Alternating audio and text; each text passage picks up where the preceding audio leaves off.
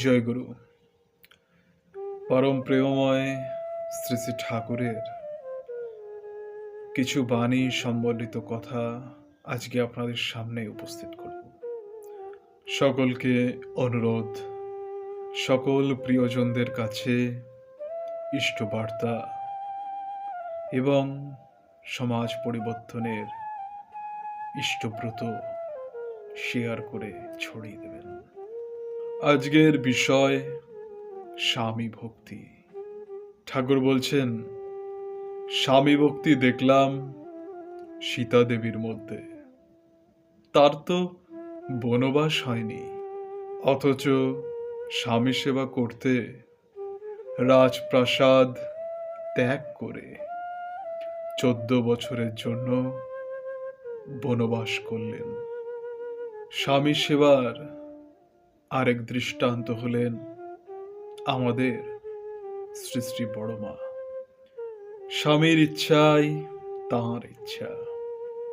স্বামীকে খুশি ও সুস্থ রাখাই তার একমাত্র ব্রত। তার আদেশ নির্দেশ পালনে প্রশ্ন নেই।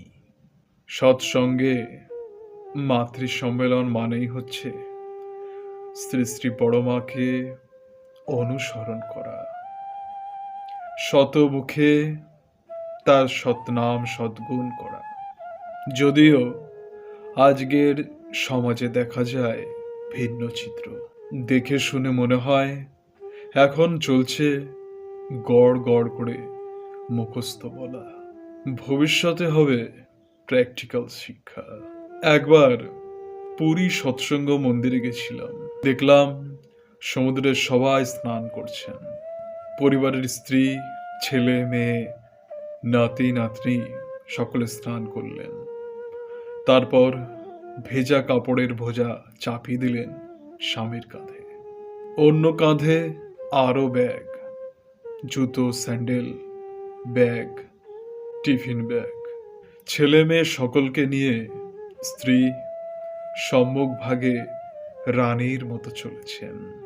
স্বামী গাধার মতো পিছনে চলছেন বোঝা টেনে। মায়ের কাছ থেকে যে শিক্ষা পেল ওই ছোট মেয়েরা, তারা ওটাই করবে পরবর্তীতে অন্যের সংসারে গিয়ে। হঠাৎ চোখে পড়ল শ্রী শ্রী ঠাকুরের দুটো বাণী। প্রাণ প্রিয় সন্তানের কাছে যেন স্বামী প্রিয় স্ত্রীর কাছে।